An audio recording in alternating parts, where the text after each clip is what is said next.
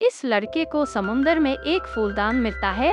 वो घर आकर जब फूलदान को साफ करने लगा तो फूलदान चमकने लगा और फिर उसमें से एक खूबसूरत लड़की निकलती है। लड़की लड़के की 3 इच्छाएं पूरी करना चाहती थी। वैसे लड़के का ध्यान 3 इच्छाओं पर कम, लड़की के बदन पर ज्यादा था। लड़का कौन कौन सी 3 इच्छाएं मांगता है, यह देखने के लिए वीडियो को पूरा देखें। कहानी की शुरुआत क्रिस नाम के लड़के से शुरू होती है, जो इस वक्त बीच पर टहल रहा था। क्रिस के साथ उसका पालतू सैमी भी था। क्रिस बीच के पास ही रहता था, इसलिए वह रोज यहाँ टहलने आता था। वैसे क्रिस पहले एक सिंगर था, लेकिन आजकल उसने गाना बंद किया हुआ था। बीच पर कुछ देर टहलने के बाद क्रिस एक जगह पर बैठ जाता है। वो बैठकर खुद भी खाना खाता है और सैमी को भी खिलाता है। खाना खाने के बाद क्रिस जैसे ही आराम करने लगा, तभी उसे लगा कि समुद्र में कोई डूब रहा है। वो जल्दी जल्दी लाइफ गार्ड के घर की तरफ भागता है, क्योंकि उसे अच्छे से तैरना नहीं आता था। लेकिन ना तो लाइफ गार्ड के घर की हालत ठीक थी और ना ही वह घर में था। अब क्रिस घर की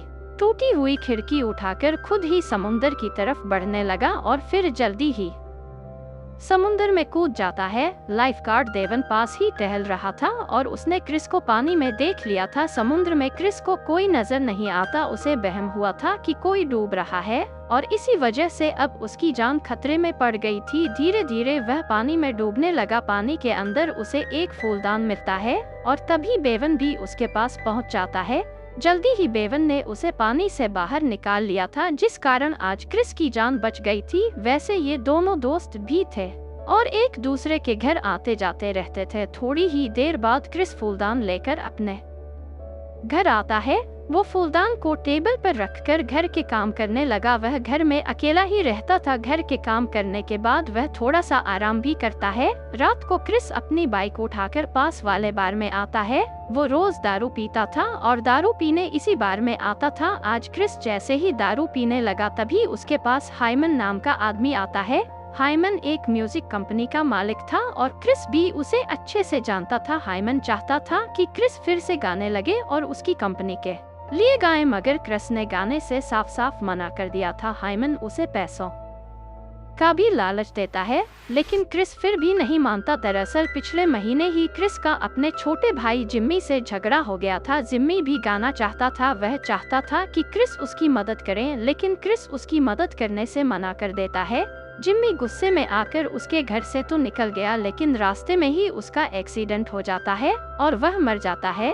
बस उसी दिन से क्रिस ने गाना बंद कर दिया था। जिस दिन उसके भाई की मौत हुई थी, क्रिस को लग रहा था कि उसने जिम्मी की मदद नहीं की, इसीलिए उसका एक्सीडेंट हुआ था। घर पहुंचकर क्रिस पहले फूलदान साफ करता है और फिर वहीं बैठकर आराम करने लगता है। फूलदान को साफ करते करते उसने उसे रगड़ दिया था, जिस कारण घर के आसपास तेज हवा चलने लगी थी। देखते ही देखते फूलदान चमकने लगा और यह देखकर क्रिस डर गया। अब जल्दी ही फूलदान से एक खूबसूरत सी लड़की निकलती है। क्रिस हैरान हुआ सब देख रहा था। लड़की बाहर निकलकर उससे कहती है कि मेरा नाम रूही है और मैं तुम्हारी गुलाम हूँ। क्रिस का ध्यान उसकी बातों पर कम, लेकिन उसके बड़े बड़े तरबूज पर ज्यादा था। उसकी नजरों को पहचानकर रूही ने क्रिस की ही एक शर्ट पहन ली। वो अब जैसे ही उसके पास जाने लगती है तो वह डर कर पीछे हटने लगता है। रूही उसे समझाती है कि मैं तुम्हारी 3 इच्छाएं पूरी कर चली जाऊंगी। क्रिस को उसकी बात पर यकीन नहीं होता। वह खुद को संभालकर मजाक मजाक में कहता है,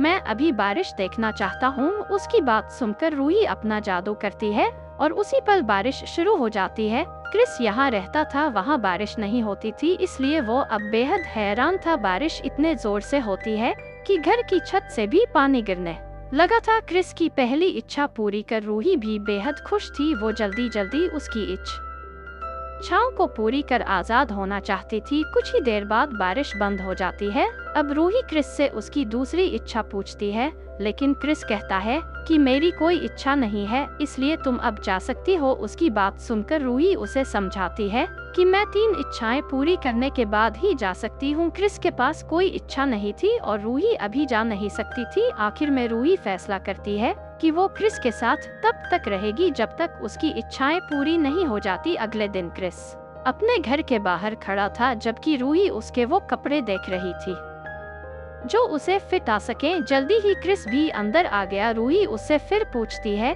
कि तुम अपनी बाकी की 2 इच्छाएं क्यों नहीं बता रहे। क्रिस उसे अपने भाई की मौत के बारे में बताता है, साथ ही साथ वह यह भी बताता है कि मेरे भाई की मौत के साथ ही मेरी सारी इच्छाएं भी मर गई। रात को क्रिस रूही को उसी बार में लेकर जाता है, यहाँ वह अक्सर आया करता था। दोनों यहाँ आकर दारू पीते हैं।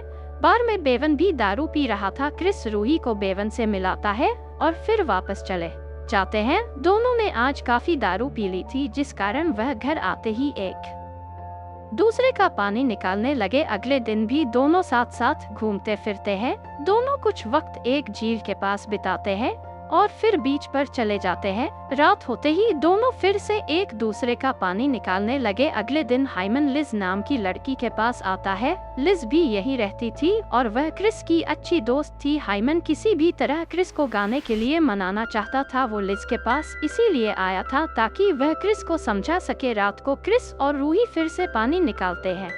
रोज की तरह पानी निकालने के बाद रूही फूलदान में चली जाती है और क्रिस अपने बिस्तर पर सो जाता है। अगले दिन रूही सुबह होते ही घर के काम करने लगी। दोनों को साथ साथ रहते कई दिन हो गए थे, जिस कारण दोनों एक दूसरे से प्यार करने लगे थे। रूही क्रिस के लिए खाना बनाती और क्रिस मजे लेकर खाना खाता। एक रात रूही क्रिस से कहती है कि मैं तुमसे बेहद प्यार करती हूँ। प्यार का इजहार रूही ने तो कर दिया था, लेकिन क्रिस कुछ नहीं बोलता। रूही उससे पूछती है, क्या तुम भी मुझसे प्यार करते हो? इस पर क्रिस पहले तो खड़ा हो जाता है और फिर कहता है, मैं किसी जिन्नी से प्यार नहीं कर सकता। क्रिस की बात सुनकर रूही बहुत दुखी होती है। वो क्रिस से उसकी बाकी की 2 इच्छाएं पूछती है ताकि उन्हें पूरी कर वो उसकी जिंदगी से चली जाए, मगर क्रिस उसे कोई इच्छा नहीं बताता, जिस कारण रूही उस पर बेहद गुस्सा करती है।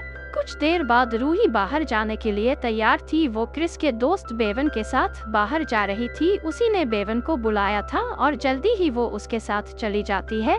जल्दी ही दोनों बार में आकर दारू भी पीने लगते हैं। उधर क्रिस भी घर में दारू पी रहा था। रूही जिस तरह बेवन के साथ गई थी वो उसे बिल्कुल भी अच्छा नहीं लगा था। रूही के जाने के बाद उसे एहसास हो गया कि वह रूही के बिना नहीं रह सकता। इसी बीच लिज क्रिस के पास आती है ताकि उससे हाइमन के बारे में बात कर सके। क्रिस इस वक्त बेहद नशे में था। लिज उसके लिए कॉफी बनाती है ताकि उसका नशा कम हो जाए। कॉफी पीते पीते क्रिस उसे रूही के बारे में सब बता देता है कि वह फूलदान से निकली हुई जिनी है।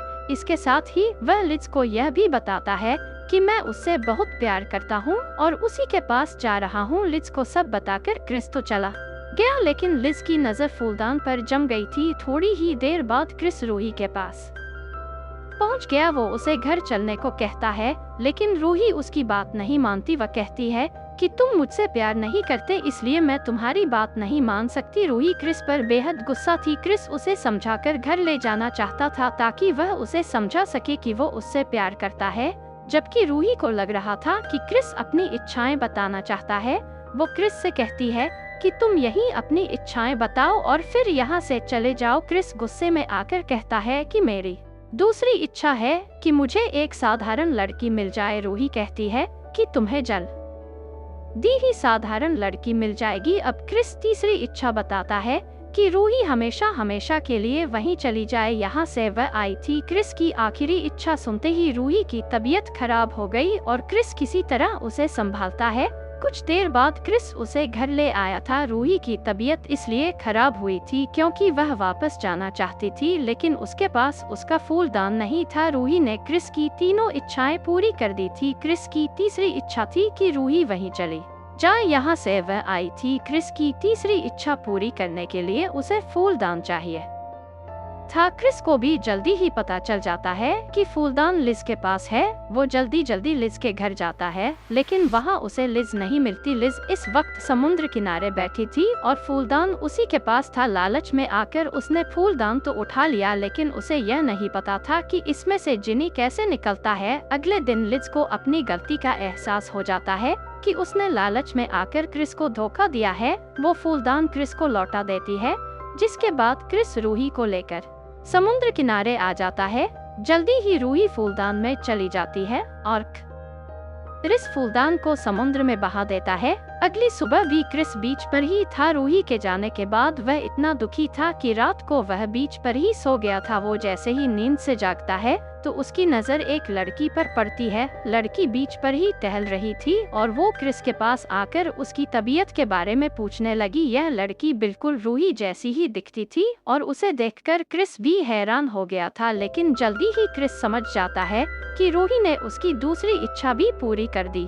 क्रिस की दूसरी इच्छा थी कि उसे एक साधारण लड़की मिले और अब वो उसे मिल चुकी थी। पूरी कहानी में हमें यही दिखाया गया है कि जो लोग जिंदगी से निराश होते हैं उनकी इच्छाएं भी मर जाती हैं। क्रिस भी अपनी जिंदगी से निराश था, इसलिए उसकी भी कोई इच्छा नहीं थी। इसी के साथ इस कहानी का यही अंत हो जाता है। हमारी वीडियो देखने के लिए बहुत बहुत धन्यवाद। अगर आप ऐसी ही वीडियोस के दीवाने हैं तो प्लीज मेरे चैनल को जरूर सब्सक्राइब करें। मिलते हैं अगली वीडियो में, तब तक के लिए धन्यवाद।